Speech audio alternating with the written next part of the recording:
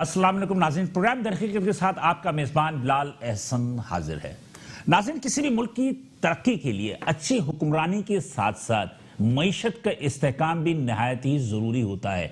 मौजूदा हुकूमत ने IMF के एक ताबेदार होने के साथ साथ उनके एतमाद को इस अच्छी तरह से हासिल किया है कि उन्हें एशियन डेवलपमेंट बैंक हो या वर्ल्ड बैंक हो, उनसे भी फंड्स मिलने शुरू हो गए हैं और पाकिस्तान में 1.5 साल की इस अरसे में हुकूमत ने कुछ बेहतरी की तानिब मईशत को गामजन किया है। लेकिन अभी भी बहुत सारी ऐसे सेक्टर्स हैं जहां पर के सनतकार, ताजिर या मईशतदान जो हैं वो अपने तहफ़्फ़ुज़ात रखते हैं। इन्हीं में एक सेक्टर जो हमारा टेक्सटाइल सेक्टर है, जो कि तकरीबन 11 से 12 अरब डॉलर आपकी हमारी कुल एक्सपोर्ट का एक हिस्सा उनका है, एक बड़ी हमारे मईशत में उनका एक बड़ा हिस्सा है। उनके तहफ़्फ़ुज़ात ये है कि रिफंड के हवाले से मौजूदा हुकूमत भी साबका हुकूमतों के रविश पे चल रही है, चाहे वो रिफंड का मामला हो, चाहे वो गर्दशी कर्जों का मामला हो। इन दोनों मामलों पर बहुत सुस्त रवि के साथ जो है हुकूमत जो है अपना लाहे अमल तय कर रही है, जिसकी वजह काफ़ी से ज़्यादा तहफ़्फ़ुज़ात की वजह से टेक्सटाइल सेक्टर के अलावा हमारे जो दीगर ताजिर और सनतकार हैं उन्होंने रिफंड्स के हवाले से अपने तहफ़्फ़ुज़ात का इजहार किया। गो के मुशीर ख़जाना अब्दुल हफीज़ शेख साहब और ABR के चेयरमैन शब्बर जैदी की जानिब से गाए बगाए रिफंड्स के हवाले से बयान आते रहते हैं, लेकिन अभी तक कोई इतना हौसला अफ़ज़ा इत्तमाद नहीं हुए कि जिससे ताजिर और सनतकार जो है वो इससे मुतमईन हो। बहरहाल इस प्रोग्राम में हम आगे देखेंगे कि क्या सूरत हाल है, मईशत कैसी चल रही है। मेरे साथ इस प्रोग्राम में दो बड़े मुमताज़ ताजिर और सनतकार मौजूद हैं, तो मैं सबसे पहले आपसे उनका तारुफ करवा दूं। मेरे पहले मेहमान हैं मजीद अजीज साहब, ये हैं जनाब Ali president employees federation of Pakistan. जी जनाब। थैंक यू सर, आपने बहुत ही मसरूफ वक्त में से यहाँ के लिए थोड़ा सा वक्त निकाला। आपको ना बोलना मुश्किल है। अच्छा, थैंक यू। मेरे दूसरे मेहमान है यूसुफ याकूब साहब और प्रिंस भी कहते हैं इनको, अभी क्यों कहते हैं ये हम बाद में पूछेंगे इनसे। तो ये हैं हमारे president Pakistan weaving mills association के। थैंक यू सर, आपका भी बहुत शुक्रिया कि आपने एक कॉल पे जो है यहाँ आना जो है वो उन्होंने अपने लबैक का।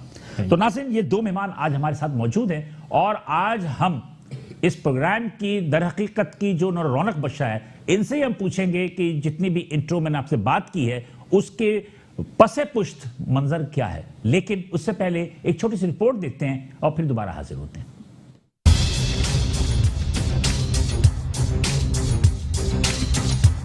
किसी भी मुल्क की तरक्की के लिए अच्छी हुक्मरानी के साथ साथ मईशत का इस्तेहकाम भी होना जरूरी होता है। मौजूदा हुकूमत ने मईशत को सुधारने के लिए काफी तगवदो कर रही है, जिसमें कुछ कामयाबी भी मिली है और कुछ में अभी काम करने की अशद जरूरत है। IMF का ताबेदार होने की वजह से वर्ल्ड बैंक और एशियाई तरक्काती बैंक ने भी फंड्स जारी किए, जिसकी वजह से हुकूमत को काफी सहारा मिला है। लेकिन इन सारे कारनामों के बाद भी माजी की हुकूमतों की रविश पर चलते हुए सरमायाकारों के रिफंड्स और गर्दिशी कर्जों के मसाइल को हल करने में बहुत सुस्त रवि का मुजाहरा किया जा रहा है। खरबों रुपए के रिफंड्स की मद में वाजबात सिर्फ चंद अरब रुपए ही अदा किए गए हैं। टेक्सटाइल सेक्टर इस हवाले से मुख्तलिफ औकात में अपने तहफ़्फ़ुज़ात का इजहार करती रही है और अब भी कर रही है। ABR और मुशीर ख़जाना की जानिब से रिफंड्स की अदायगी के लिए बयानात आते रहते हैं, लेकिन अभी तक कोई ठोस इक़दाम नहीं किए गए हैं, जिसकी वजह से सरकारों को सरमाए की शदीद किल्लत का सामना है। दूसरी जानिब स्टेट बैंक मुल्क में महंगाई और मईशत की सुस्त रवि पर तो इजहार ख्याल करती है, लेकिन शरह सूद कम करने पर तैयार नहीं है, जिसकी वजह से मुल्क में सनती फालियत में कमी आई है। जबकि मुआशी माहिरीन बुलंद शरह सूद को महंगाई और सनतों की तबाही का जिम्मेदार करार दे रहे हैं। इसी जानिब वज़ीर आज़म और उनकी मुआशी टीम कंफ्यूज नजर आती है।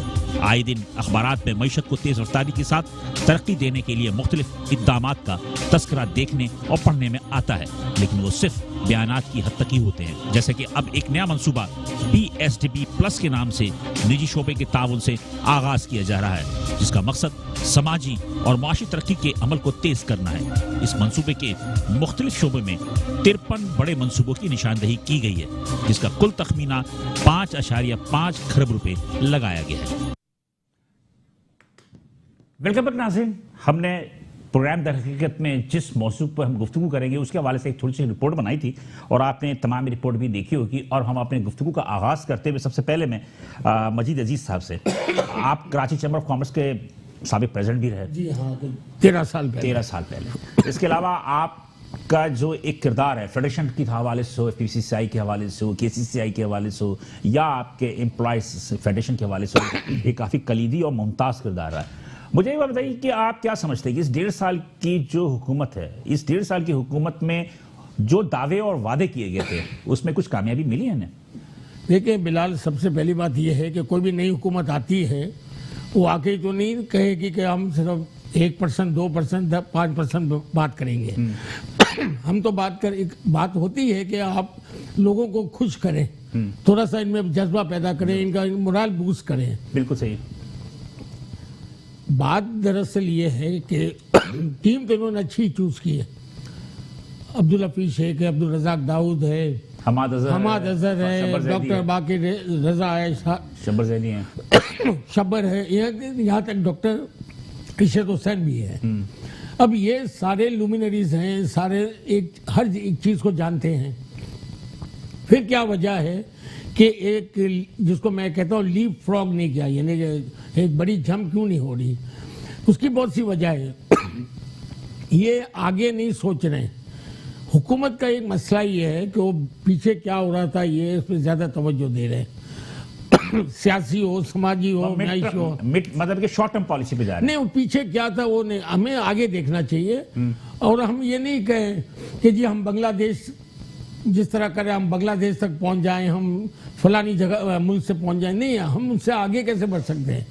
अगर एक पर्टिकुलर सेक्टर की एक्सपोर्ट दुनिया में हमारे पहले जो कंपेटिटर है या कोई हम आइडियाज ला रहे हैं जो दुनिया में, तो हम उससे आगे बढ़ने की कोशिश करें, तब जाके हम एक ऐसी कोशिश तो कर रहे हैं, करने अभी दे रहे हैं। ये कोई 1.5 साल या 1 साल में कोई काया नहीं पड़ जाएगी या पूरा शिफ्ट नहीं होगा।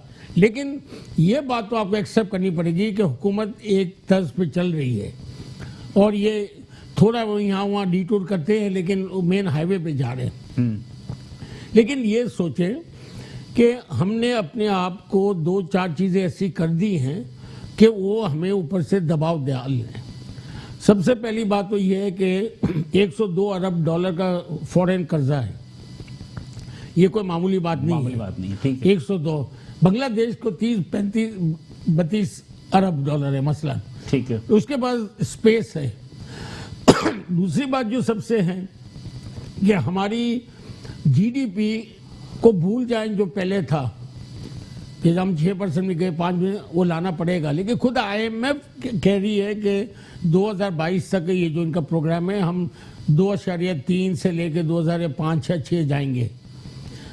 अगर आपको जो अवाम सोचती है, हम सोचते हैं कि हम इतनी तरक्की करें, तो वो कम से कम हमारी आबादी भी जो बढ़ती है, हमारे जो मसले हैं उससे वो निकलने हमें आगे बनेंगे, तो हमें मिनिमम 7 to 8% GDP ग्रोथ चाहिए, जो फिलहाल नजर नहीं आ रही। आपने अपनी रिपोर्ट में भी गर्दिशी कर्जे की बात की, उसको तो अलग रखते हैं। सर्कुलर डेट की जो बात है, सर्कुलर डेट है। हाँ, सर्कुलर डेट भी तो एक प्रॉब्लम तो है ना। है, लेकिन जो आपने रिफंड की बात की, हाँ, कि वो बयानात, मैं वो बयानात की बात नहीं कर रहा। बयानात देने की नौबत ही नहीं आनी चाहिए। नहीं, ये ऑटोमेटिक होना है। देखिए पिछले जो बजट में तो उन्होंने वादे किए थे कि मैं ये कह रहा हूँ बॉन्ड भी दिए इन्होंने, लेकिन जब प्रेशर आता है तो 30 अरब दे दिया, 10 अरब दे दिया। इन्होंने बॉन्ड इजारा किया था, बॉन्ड दिए थे। ये बॉन्ड जो है, हाँ, वो बॉन्ड भी उसको एक जो होना चाहिए, is not like a currency type. नहीं, ये अच्छा, दूसरा ये bond is not the solution immediately. हमारा सोल्यूशन ये है कि क्या हम ये बॉन्ड लेके बैंक को दे दें कि भाई अब ये आपके हो गए? नहीं, उन्होंने तो कहा था कि इस बॉन्ड के अगेंस्ट में तो आप लोन भी ले सकते हैं। जब पॉलिसी अलग चीज होती है, इम्प्लीमेंटेशन अलग होता है। आज भी जो मैं बात कर रहा था कि जब इतने लुमिनरीज बैठे हुए हैं और पॉलिसियां सही बनाने की तरफ हैं और बना रहे हैं, तो फिर क्या वजह है? इसकी बेसिक वजह यह है कि इनके पास, जिसको अंग्रेजी में कहते हैं, क्रिटिकल मास नहीं है कि नीचे जो इम्प्लीमेंटेशन करेंगे वो इम्प्लीमेंटेशन करा नहीं सक रहे। अगर वो इम्प्लीमेंटेशन की तरफ अपना जोर लगाए। कौन करा नहीं सक रहा है? हुकूमत नहीं करा सक रही। हुकूमत की इकोनॉमिक, तो मतलब ब्यूरोक्रेट जो है काम नहीं कर रहे हैं। जो भी है नीचे, ब्यूरोक्रेसी है जो जिनका काम है कि फॉलो अप करना, इम्प्लीमेंट करना, वो उस तरीके से नहीं कर सकते। और इसकी कुछ वजूहत है कि इनका माइंडसेट ही है ब्यूरोक्रेसी का भी कि भाई काम नहीं करना और या लंबा करना। हम अगर बिजनेस करते हैं और तेजी मंदी देखते हैं या कोई और बात आती है, हम डिसीजन फौरी लेते हैं। ठीक तो सही है। इसकी वजह से हमें बिजनेसमैन कहा जाता है। बिल्कुल। हम आपको पता है कि हर बजट में हम आप लोग को भी मीडिया ब्रीफिंग भी देते हैं, चेंबर हो, फेडरेशन हो, सब जगह एसोसिएशन, हम हमारे प्रपोजल देते हैं। बिल्कुल सही।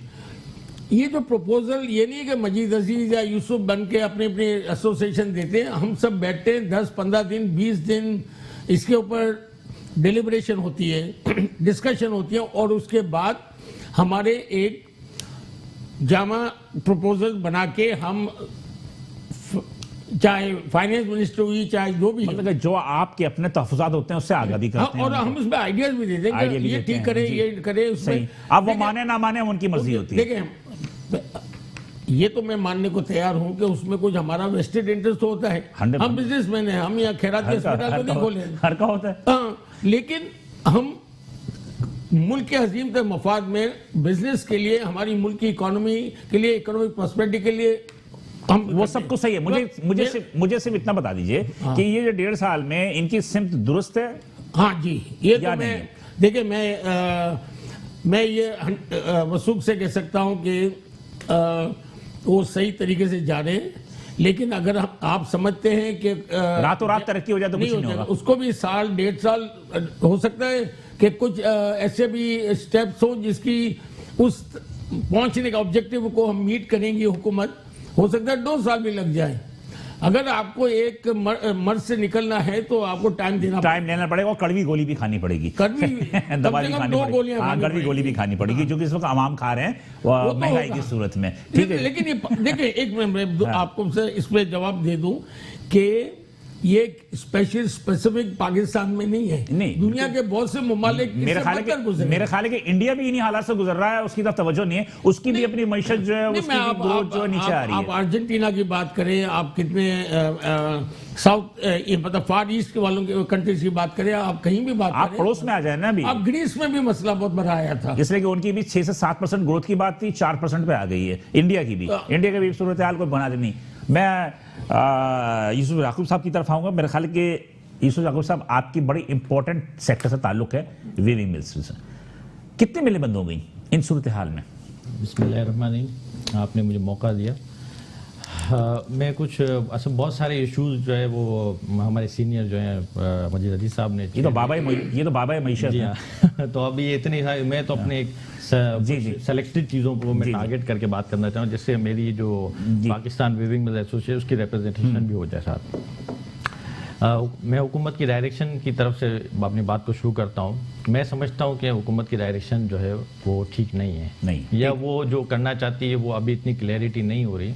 इसमें 3-4 मेजर इशू हैं। जब असद उमर साहब थे, हमने उनके साथ भी मीटिंग की थी 1-to-1, तो उसमें जो एक मेजर इशू है इंडस्ट्रियलाइजेशन, जैसे उनका एक इमरान खान साहब की हुकूमत का जो एक है कि वो कहते हैं कि हम इम्पोर्ट बेस नहीं, उनका विजन था ये, इनका है कि हम इंडस्ट्रियाँ लगाना चाहते हैं। तो इंडस्ट्री लगाने के लिए सबसे जो मेजर जो हर्डल बना हुआ है वो 2 चीज़ें हैं।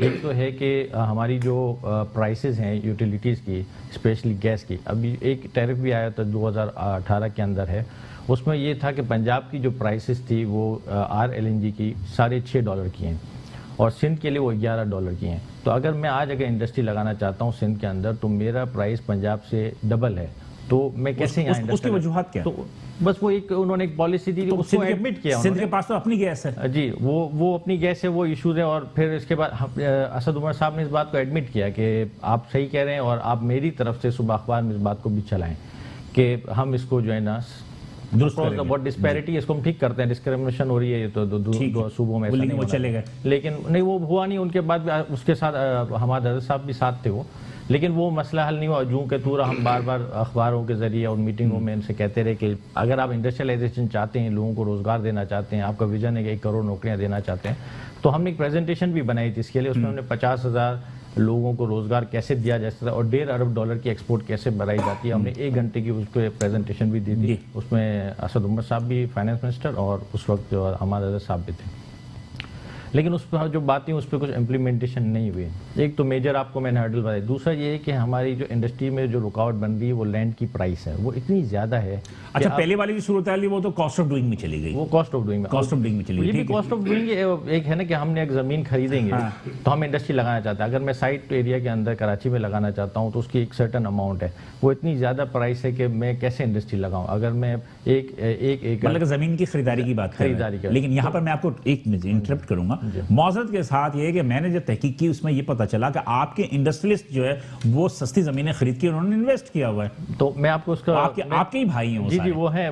मैं उससे मैं ये बात मैं आगे अपनी बात ये कहना चाहता कि गवर्नमेंट की जो पॉलिसी इसके ऊपर नॉन यूटिलाइजेशन की है उसको मजीद उसको और जो है ना उसको जो हार्ड किया जाए, और जो अगर 100 रुपीज़ अगर किसी के ऊपर पेनल्टी उसको 500 तक ले जाया जाए, और जो भी लैंड अगर इंडस्ट्री के पर्पस के लिए दी जाए वो फेडरल हो या प्रोविंस की, वो एक टाइम पीरियड होना चाहिए। और उसके बाद अगर उसमें वो अपना प्रपोजल नहीं देता तो कैंसिल लेने से पहले ही वो अपना प्रपोजल दे, और फिर उसको मेरे ख्याल में एजुकेशन के लिए साइट एसोसिएशन की जो आपका जो कवायद उसमें ये है शामिल। जी वो सब जगह है, Port Qasim site super highway में भी है जी, पोर्ट कासिम के भी अंदर है ये सारी चीजें। इम्प्लीमेंटेशन नहीं हो रहा, तो इसमें एसोसिएशन के भी प्रेसिडेंट आप लोग रहते हो, चेयरमैन आप रहते हो, क्यों नहीं इम्प्लीमेंट कराते? एसोसिएशन के रहते हैं ना, अथॉरिटी नहीं है वो, जो गवर्नमेंट है वो अथॉरिटी है, उनको इस पे इम्प्लीमेंट करवाना चाहिए, उनका एक पूरा सिस्टम है। तो ये सबसे बड़ी रुकावट है इंडस्ट्रियलाइजेशन के लिए कि जगह नहीं मिलती, जगह महंगी है, इन्वेस्टमेंट कैसे हो, कॉस्ट।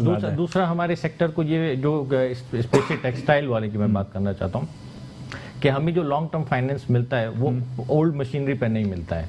अब दुनिया के अंदर अब हमारी जो प्राइस है $155 पैरिटी हमारी, तो हम कोई भी मशीन खरीदने जाते हैं, हम अगर आज मैं चाहूँ कि मैं एजेड मशीन अगर कपड़ा बनाने की जो लेटेस्ट मशीन है तो वो 1 करोड़ से ज़्यादा की मिलती है।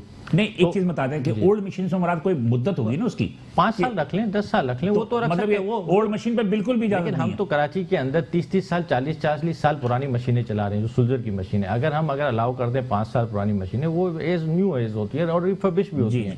जैसे हम गाड़ियां मंगाते हैं 30 साल पुरानी, वो चलती हैं 10-20 साल।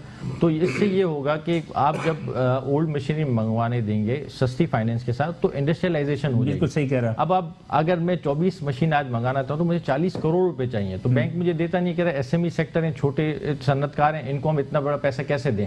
तो जब वो अगर वो ओल्ड मशीनरी होगी और वही प्रोजेक्ट अगर 15 से 20 करोड़ रुपए में लग जाएगा तो लोगों को रोजगार भी मिलेगा और हमारी एक्सपोर्ट भी बढ़ेगी और सारा जो हमारा सिस्टम है वो अच्छी तरीके से चलेगी। ये मेरा मेजर जो करना था, बात करनी थी। दूसरा जैसे आप कह रहे थे कि वो कितने मिल से बंद हो गई अब तक हुकूमत की मौजूदा पॉलिसी के तहत? एक्सपोर्ट की अभी कोई उसमें जो प्रिंटिंग मिल्स वगैरह हैं उनमें इश्यूज आए हैं, लेकिन ये कि और इंडस्ट्री में ओवरऑल जो है इन क्वांटम ऑफ प्रोडक्शन वो बढ़ी है। अच्छा, आपकी वो बढ़ी है, आपकी वजह से आपके एक्सपोर्ट में भी इजाफा हुआ जी। एक्सपोर्ट में रुपए के डिवैल्यू होने के बाद, डिवैल्यू होने के मैसिव एक है ना, 35% आपने डिवैल्यूएशन कर दिया तो आपकी वो सब्सिडाइज हो गई चीजें। तो वो सब्सिडाइज एक्चुअली वो एक कुछ अरसे तक के लिए हैं। वो जैसे ही उसकी कॉस्ट ऑफ लिविंग बढ़ रही है, जैसे कि अब गैस की प्राइस बढ़ रही है, ऑयल की प्राइस बढ़ रही है, पेट्रोल की प्राइस बढ़ रही है, बिजली की बढ़ रही है, और इसके अलावा लेबर की हम जैसे हमारे स्टाफ उनकी प्राइसेस जो उनकी सैलरीज बढ़ेंगी, तो जब वो बढ़ेंगी तो एक सर्टेन पीरियड आएगा 6 to 8 मंथ 9 मंथ में वो प्राइसेस जो है फिर अपनी जगह पे पहुंच जाएंगे और फिर हम फिर नई डिवैल्यूएशन के लिए या नई इंसेंटिव्स के लिए हम तो कॉस्ट ऑफ डूइंग कम करने के लिए गवर्नमेंट का जो पॉलिसी होनी चाहिए वो मुझे कहीं नजर नहीं आती। तो ये मेरे ख्याल है कॉस्ट ऑफ डूइंग तो मैं आज एक तकरीबन 40 साल से सुन रहा हूं कि कॉस्ट ऑफ डूइंग हर हुकूमत में कहते हैं, लेकिन कॉस्ट ऑफ डूइंग कम नहीं होती। तो इसी कॉस्ट ऑफ डूइंग में ही आपने काम करना, आप ये समझने ये कॉस्ट ऑफ डूइंग तो मेरे ख्याल नहीं ना इंफ्रास्ट्रक्चर, एक इंफ्रास्ट्रक्चर का भी प्रॉब्लम है, दूसरा कॉस्ट ऑफ डूइंग नहीं। अगर वो नहीं करेंगे तो हम दूसरी का जो हमारे कॉम्पिटिटर हैं, इंडिया है, बांग्लादेश है, चाइना है, उनके साथ हम कैसे कॉम्पीट करेंगे? अगर आपने सारे 6 सेंट अगर इंडिया, बांग्लादेश और चाइना के साथ एक प्राइस दे दिए तो फिर सिंध के सूबे को भी देनी चाहिए ना। पंजाब में जब ये फैसिलिटी आप लोगों की प्राइम मिनिस्टर से हफीज शेख से मुलाकात हुई, सारा कुछ हुआ, तो उसमें क्या कोई वादे वगैरह नहीं हुई इस मामले से? मैंने सुना था कि एक्सपोर्ट ओरिएंटेड को जो है वो बिजली की नर्ख और गैस के नर्ख में कुछ सब्सिडी देंगे। कह रहा हमें तो यहाँ तक कहा कि जैसे मे वांट टू कि आप दूसरे दिन हमारी तरफ से अखबार में चले, हम उसको ओन करते हैं। तो एक फाइनेंस मिनिस्टर जब आपको ये कहे और एक आपको रेवेन्यू मिनिस्टर ये कहे कि आप हमारी तरफ से ये चला लें और हम आपको ये ओन करते हैं, हम करते हैं कि हम ये आपको ये करके के देंगे, लेकिन वो आज तक नहीं हुआ। प्रॉब्लम क्या है अभी बताएं?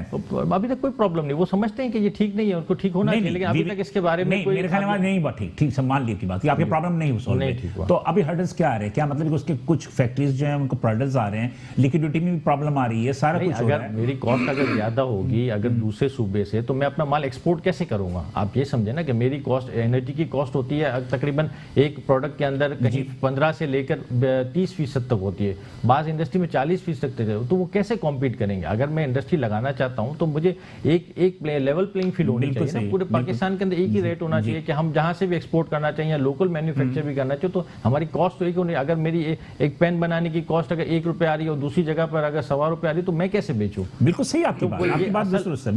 और ये तवील अरसे से आपकी मुतालबात आ रहे हैं, ये नवाज शरीफ दौर में भी था, जरदारी साहब के दौर में भी आया, मुशर्रफ साहब के दौर में भी आया, मेरे ख्याल में सॉल्व तो नहीं हो रहा है। इसमें इनकी जो बात है ये इसमें इकोनॉमीज ऑफ स्केल भी होता है। क्या मतलब? इकोनॉमी स्केल ये होता है कि जी आप अगर समझो महीने का 1,00,000 मीटर बनाते हैं और आपका कॉस्ट समझो करोड़ रुपए, तो उसके साथ ही होगा। नहीं, लेकिन मजीद साहब मुझे इस बता दीजिए ना, पानी के कॉस्ट टेक्सटाइल इंडस्ट्री में मेरा ख्याल है कि पानी का ज्यादा इस्तेमाल होता है और एक टैनरीज में सबसे ज्यादा होता है। मुझे बताइए कि पानी की कॉस्ट की कीमतें बढ़ा दी, बिजली की कीमतें बढ़ा दी, वो बिल्कुल सही कह रहे हैं। पानी का भी यही मसला है कि अगर पंजाब में अगर ₹50 अगर बैरल मिलता है, तो यहाँ पर 250 पौने ₹300 मिलता है, तो ये मैं कह रहा हूँ। और फिर अवेलेबिलिटी भी नहीं है, सब सॉइल पे भी उन्होंने पाबंदी लगाई। सोल्यूशन नहीं है ना, सब सोल्यूशन तो नहीं है, लेकिन ये कि उस पे भी उन्होंने टैक्सेस लगा दिए सब सॉइल वो तो चले, वो ब्यूरोक्रेटिक है, वो तो हम हैंडल कर लेंगे। वो इस किस्म तो आप लोगों की इतनी बड़े बड़े हाई लेवल पे मीटिंग होती है, तो ये मामला क्यों नहीं हल कराते आप? देखिए मामला जैसे इन्होंने कहा, असद उमर ने इनको कह दिया कि वो तो सही है। असद उमर ने बहुत सारों को लॉलीपॉप देके चले गए। नहीं देखे, नहीं आपने ये ना कहे। हाँ। देखे वो अथॉरिटी में थे। आज जो चैम्बर वाले भी कहते हैं कि असद उमर साहब ने हमसे ये कहीं कराई, वो चले गए। तो फेडरेशन वाले भी यही कहते हैं। नहीं तो इसका तरीकेकार ये है कि ये लोग हमारे पास ना आया करें, कोई सेक्शन ऑफिसर को भेज दिया करें। 100% समझ गए। लेकिन ये जो यूसुफ बात कर रहे हैं, उसका जो निचोड़ यही है कि ये काम तो कर रहे हैं, ये कोशिश कर रहे हैं कि हम हमारी जितने हमारी मजदूर हैं ये कोई जाए नहीं, हम काम बढ़ा रहे हैं। लेकिन ये आसान नहीं है कि ओवरनाइट अगर इनके पास समझो 200 लूमें चल रही हैं, तो ये इसका तो दिल होगा कि 2000 हो जाए, लेकिन 2000 एक साथ नहीं होगी। तो ये एक ग्रेजुअली इंक्रीज करेगा अपनी लूमें, क्योंकि अपना वर्किंग कैपिटल दिखेगा। 13.25% डिस्काउंट रेट है, इसको 15, 16, 17 पे मिलेगा, तो फिजिबिलिटी तो बनेगी नहीं। पॉइंट ये है, जो एक बात उन्होंने की कि जी प्राइम मिनिस्टर ने अनाउंस किया कि हम इतने नई जॉब्स देंगे। मेरी थिंकिंग कुछ और है। आज जॉब्स क्रिएट करना सेकेंडरी है, जो ऑलरेडी हमारे लोग काम कर रहे हैं उनको पास उनकी जॉब को सिक्योरिटी देना है। मतलब बीमार सनतों को सेहतमंद करना है। जो नहीं, पहले तो मेरा जो मजदूर है, जो मेरा मजदूर काम करता है, मैं उसको निकालूंगा तो वो दूसरे दिन यूसुफ की फैक्ट्री में इसको जरूरी नहीं है कि जॉब मिल जाए। बिल्कुल सही है। मुझे इनको बचाना है पहले। हम एम्प्लॉयज फेडरेशन ऑफ पाकिस्तान, हालांकि एम्प्लॉयज की हमने, मैं आपके यही सवाल करूंगा, लेकिन पहले मुझे ये बता दीजिए कि जो इन्होंने बात की कि कॉस्ट ऑफ डूइंग, ये कॉस्ट ऑफ डूइंग तो आप लोग भी मुतालबात करते रहे हैं, लेकिन कॉस्ट ऑफ डूइंग क्यों नहीं दुरुस्त हो रही है? मिसाल के तौर पर कैसे होगी? मिसाल पानी की किल्लत है, हाँ, कहां से लाया? आरओ प्लांट जो आपके लगते हैं मिसाल के तौर पर समुद्र से खारे पानी को मीठा करने के लिए, वो डिसैलिनेशन है। हाँ, डिसैलिनेशन प्लांट। आप बात वही है ना कि दुनिया में हर जगह होता है कि कंसोर्शियम बनती है, मुख्तलिफ मतलब सनतकारों अदारों की कंसोर्शियम बनती है, वो कंसोर्शियम काम करती है। बदकिस्मती की बात है, मुझे पाकिस्तान में कंसोर्शियम नजर नहीं आता। ये I agree with you, consortium बना के काम बनाए। बिल्कुल।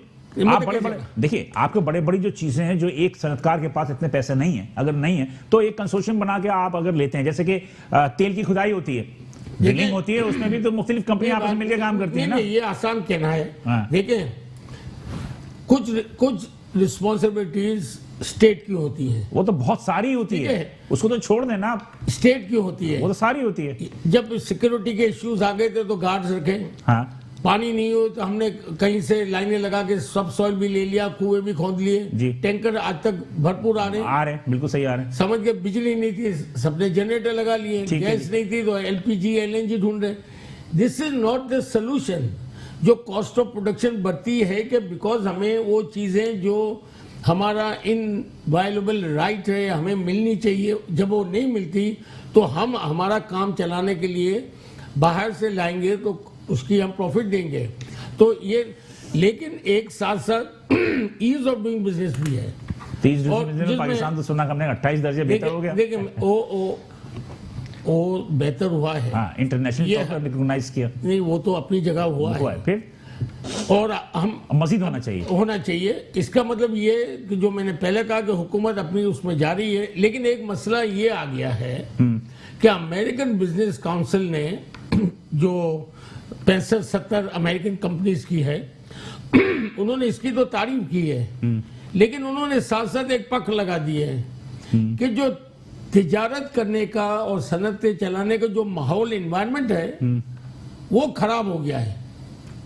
यानी कि मकसद ये कि हमें जिस तरह फौज हमारी बंदूक और ये लेके और टोपे पहन के और सब लग जाते, इस तरह हमें रोज जाना पड़ता है हमारी फैक्ट्री कि आज क्या होगा, हम कहाँ खड़े होंगे। सिक्योरिटी प्रॉब्लम की बात करो, सिक्योरिटी नहीं, मैं अमन नहीं कहता, जिस तरह वहाँ सिक्योरिटी है, ये फैक्ट्री चलाने के लिए भी हमें पूरा आर्मड होना पड़ता है।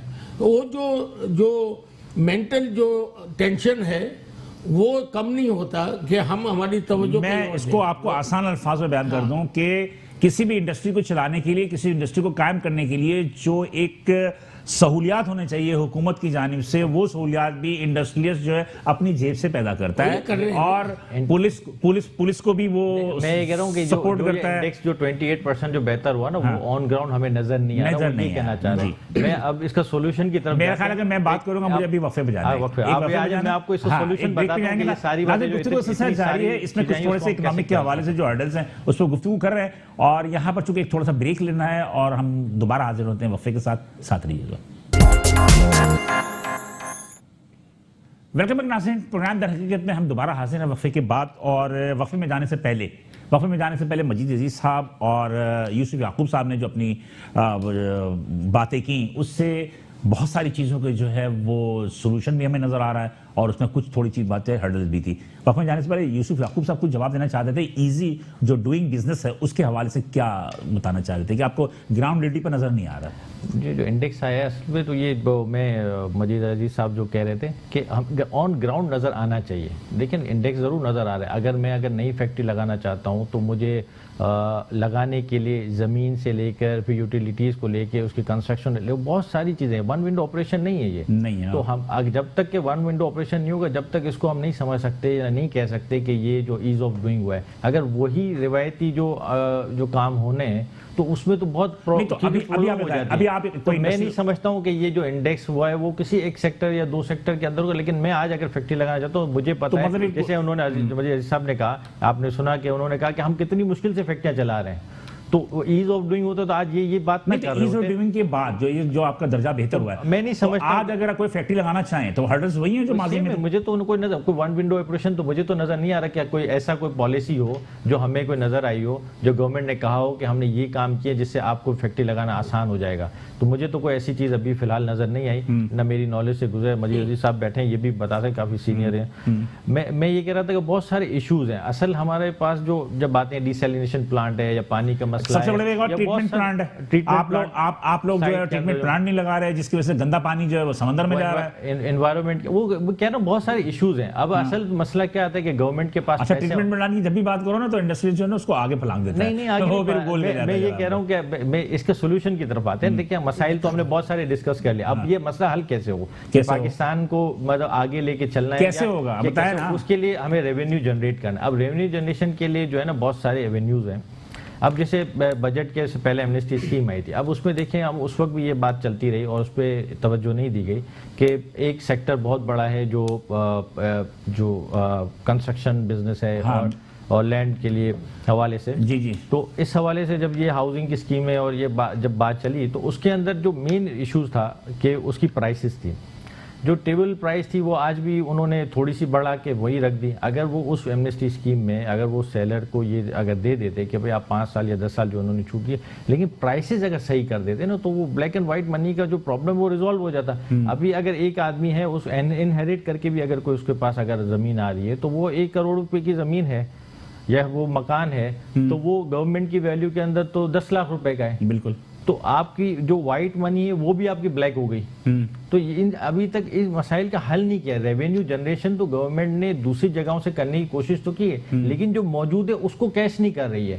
तो एक ट्रांजेक्शन लेकिन गवर्नमेंट के एक जो रिकवरी यूनिट जो काम कर रहा है वो तो कम से कम जो नामालूम जमीनें नहीं वो अलग है, जो उनको वो जब्त कर रहे हैं वो बेनामी एक्ट, लेकिन वो बहुत थोड़ी हैं और अभी तक उसमें खातिर ख्वाह कोई ऐसी कामयाबी नहीं, कुछ मिली है लेकिन ज्यादातर पंजाब में तो बहुत मिली। जी वो लेकिन ये कि बड़ा सेक्टर ये नहीं है, वो ऐसा वैल्यूएशन की वजह से जो प्राइस की ब्लैक एंड व्हाइट जो हो रहा है मसला, जो जिसकी वजह से टैक्स गवर्नमेंट को नहीं मिल रहा, वो स्कीम जो है वो सेलर को देनी चाहिए थी और बायर को एक डिस्काउंट करके देना चाहिए था कि बायर वो किसी सर्टेन प्राइस पे एक मिनिमम प्रॉफिट उसका करके उसको वो वाइट कर दिया जाए, जिससे सारी की सारी जो जितनी भी ये जो इंडस्ट्री थी वो वाइट हो जाती और इसके बाद जो है वो रेवेन्यू गवर्नमेंट को ज्यादा मिलना शुरू। वो एक दफा की एक एक्सरसाइज थी लेकिन वो नहीं की गई। अब आपने देखा होगा कि इस सारे करने के बाद इतने 2 साल 2.5 साल की एक एक्सरसाइज के बाद रेवेन्यू तो जनरेट नहीं हो रहा बल्कि ट्रांजैक्शन कम हो गई। तो इसकी वजह यही है कि आपने उसका मुकम्मल हल नहीं किया। जब रेवेन्यू अगर जनरेशन आप चाहते थे तो ये एक बड़ा सेक्टर है, अभी इसके अंदर बहुत पोटेंशियल है, 40 अलाइड फैक्ट्रियां उसके साथ काम करती हैं, तो आपको उसके लिए कुछ करना पड़ेगा। अगर उसके लिए कुछ नहीं किया तो वो आप रेवेन्यू जनरेट नहीं कर पाएंगे। बिल्कुल। अगर आपकी हाउसिंग स्कीम भी अगर आ रही है गवर्नमेंट की तो उसमें भी यही इश्यूज आएंगे। पाकिस्तान हाउसिंग अथॉरिटी को बनाई इन्होंने, अभी जो ये शुरू करना है, बुकिंग भी हो गई, लोगों ने फॉर्म भी भर दिए, सारा कुछ कर दिया।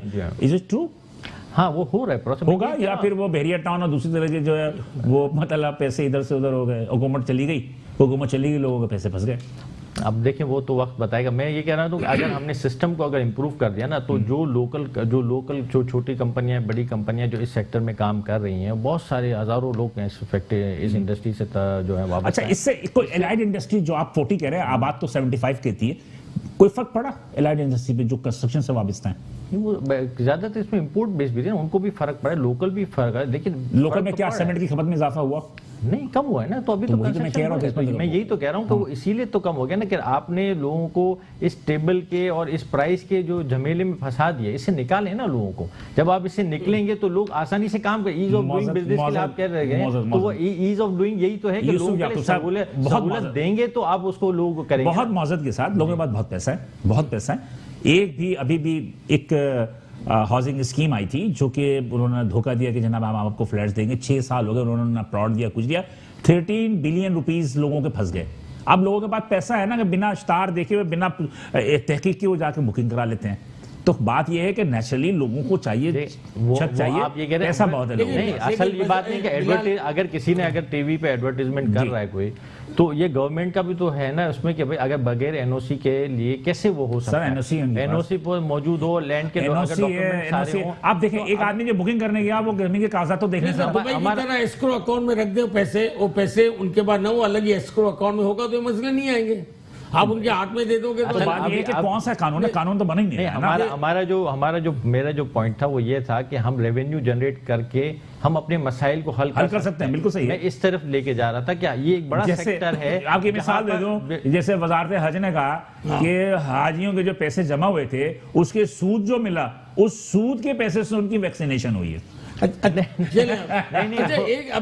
मेरा कहने का मकसद ये था कि रेवेन्यू जनरेशन जब होगी तो जब ये ट्रीटमेंट प्लांट लगाने या एनवायरनमेंट के कोई इश्यूज हैं तो ये गवर्नमेंट अब रेवेन्यू उस पर री इन्वेस्ट कर सकेगी। अब अभी री इन्वेस्टमेंट नहीं ना, फॉरेन इन्वेस्टमेंट। अब आपके पास 3 महीने का सिर्फ रिजर्व है, उस पर बाहर बैठा हुआ जो फॉरेन इन्वेस्टर होगा वो हमेशा इसको एक खौफ रहेगा कि अगर कहीं फिर से अगर कोई मैसिव अगर डिवैल्यूएशन हो जाती है 10, 15 या 20% की, मैंने अगर 2 साल में अगर कुछ कमा भी लिया तो फिर मुझे वहीं वापस देके आना है, इसलिए कि मेरे तो मनी डॉलर टर्म में मेरे पैसे वापस आने।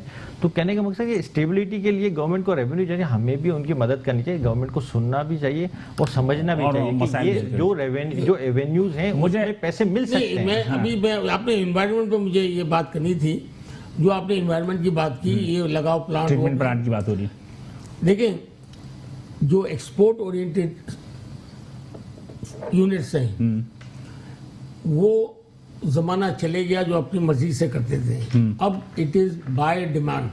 बायर जो होता है, जैसे बड़े जो ब्रांड्स हैं वो अपने कंज्यूमर की जो ख्वाहिश होती है, उनकी जो प्रेफरेंस होती है, उसको लेकर आपके ऊपर कंडीशनैलिटीज लगाता है और आपको कंप्लायंस करना पड़ता है। मान लिया आपकी बात। अभी पिछले मंगल के दिन लाहौर में ये एक प्रोग्राम था जो GIC जर्मनी का था, I was like the chief guest there. जी तो वहाँ बता रहे थे, जो फैक्ट्री अपने अपने किस्से बता रहे थे।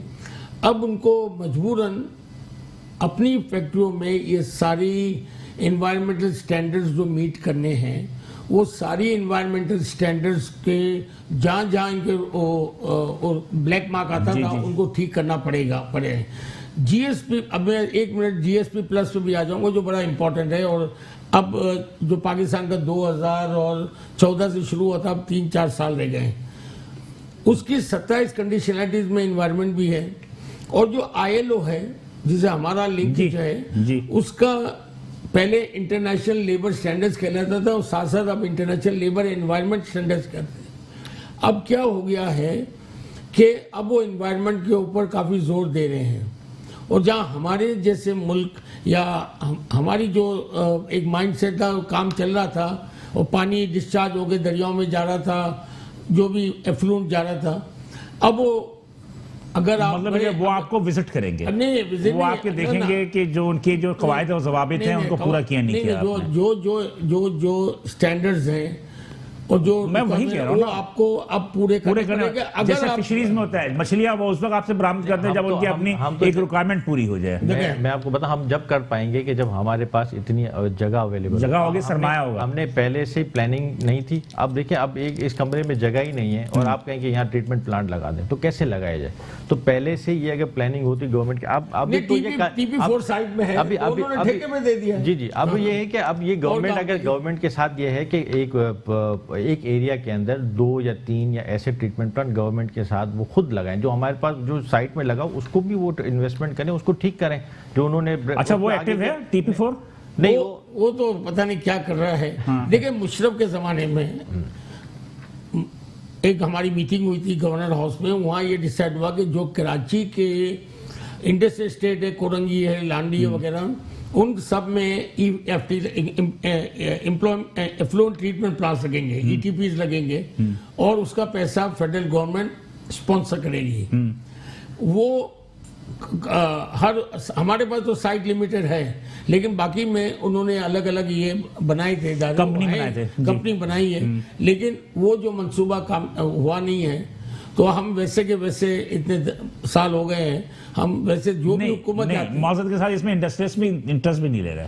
नहीं ले रहे हैं, अब जैसे जिसके एक्सपोर्ट है ना, जो एक्सपोर्ट है, जो एक्सपोर्ट है, जो उनके लिए जो आपका बायर है उसकी जो अपनी ख्वाहिश है आपको करनी पड़ेगी। चाइल्ड लेबर नहीं होनी चाहिए, आपके यहाँ माहौल ये होना चाहिए, लेबर की अपनी होनी चाहिए, उसके बाद कंडीशन, हाँ, उसके अलावा ये सारी। और जब से बल्दिया की फैक्ट्री में आग लगी, उसके बाद तो बहुत सारी चीज हो गई कि फायर आपका जो सिस्टम है वो कैसा है, वो जदीद है नहीं, बहुत सारी चीजें। इसलिए इसको कहते हैं ऑक्यूपेशनल सेफ्टी एंड हेल्थ के स्टैंडर्ड्स, जिसकी मैं जब प्रेसिडेंट बना, जब से मेरी प्रायोरिटी में से एक हो है, और हमने काफी हद तक लोगों को ये मोटिवेट किया। मजीद अजीज साहब, आप खुद भी एक इंडस्ट्रियलिस्ट हैं, और प्रेसिडेंट भी हैं एम्प्लॉयज फेडरेशन ऑफ पाकिस्तान की, जो कि मुख्तलिफ जो कारखाने होते हैं, हाँ, उनके जो एम्प्लॉयज हैं उनकी मफादात का ख्याल, हम एपेक्स बॉडी है, आप उनके ख्याल है, आप इनकी फैक्ट्री के मजदूर का ख्याल रखेंगे, आप XYZ किसी भी हो, आप एक है।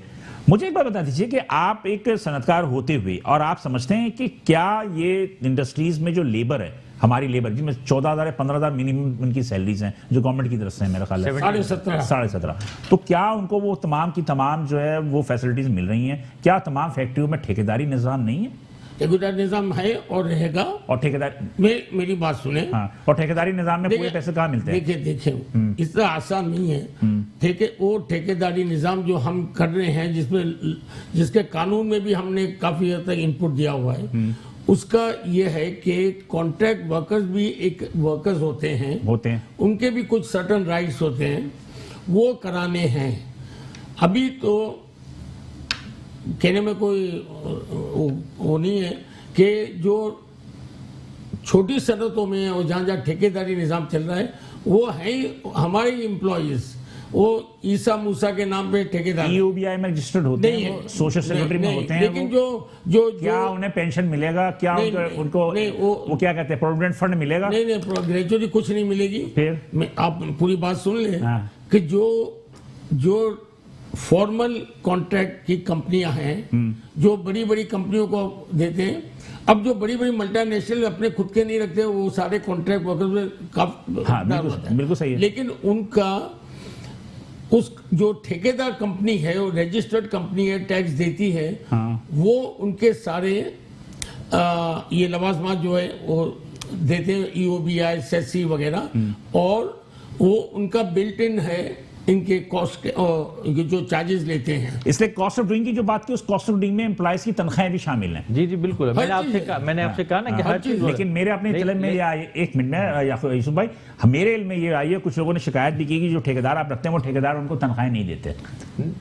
नहीं ऐसा भाग जाते हैं, हो जाता होगा किसी, लेकिन अगर कोई भाग गया ठेकेदार और उसने एम्प्लॉयज को तनख्वाह नहीं दी, तो आपका इदारा क्या उनकी मदद करता है? वो ठेकेदार रजिस्टर्ड है।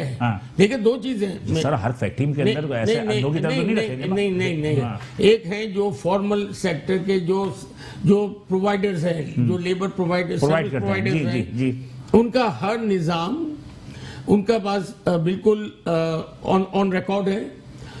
कॉन्ट्रैक्ट वर्कर क्यों लिया जाता है कि अगर मेरी फैक्ट्री इनकी वीविंग है, इनके समझो 200 लूमें हैं और इनके 4 कारीगर एब्सेंट, उनके तो लूमें 20 बंद हो गई या 10 बंद हो गई।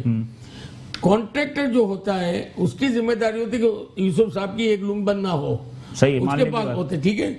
और दूसरा ये कि जो दूसरी जो पर्क्स एंड प्रिविलेजेस देनी पड़ती हैं पुरानी चले आ रही हैं, उससे बच जाते हैं जो। और दूसरा ये कि अगर काम खुदा ना खासा कम हो गया बढ़ गया, तो वो कॉन्ट्रैक्ट वर्कर के साथ अग्रीमेंट होती है, मतलब उनकी तहफ़्फ़ुज़ तो नहीं हुआ ना उनकी नौजवान को? नहीं, वो जो कॉन्ट्रैक्ट सर्विस प्रोवाइडर है, वो मेरी फैक्ट्री में अगर काम कम हुआ तो यहाँ जरूरत पड़ी तो आगे पीछे कर दिया उसने, मूवमेंट कर दिया। उसमें एक चीज नोट करें कि वो जो वर्कर है उसको उस वक्त मतलब इसको ये ठीक है, इसको वो नहीं मिलती, ग्रेचुइटी नहीं मिल सकती, लेकिन वो उसमें मिलती है। मैं आपको बता दूं, 2 साल पहले का वाकया है। एक बहुत बड़ी चप्पल की कंपनी थी, नाम नहीं लूंगा उसका मैं, बहुत बड़ी चप्पल की कंपनी थी। उनके एम्प्लॉइज को ईद पे तनख्वाह नहीं मिली, तो उन्होंने उसका जो रिएक्शन ये दिया कि उन्होंने आग ही लगा दी। अच्छा, मैं आपसे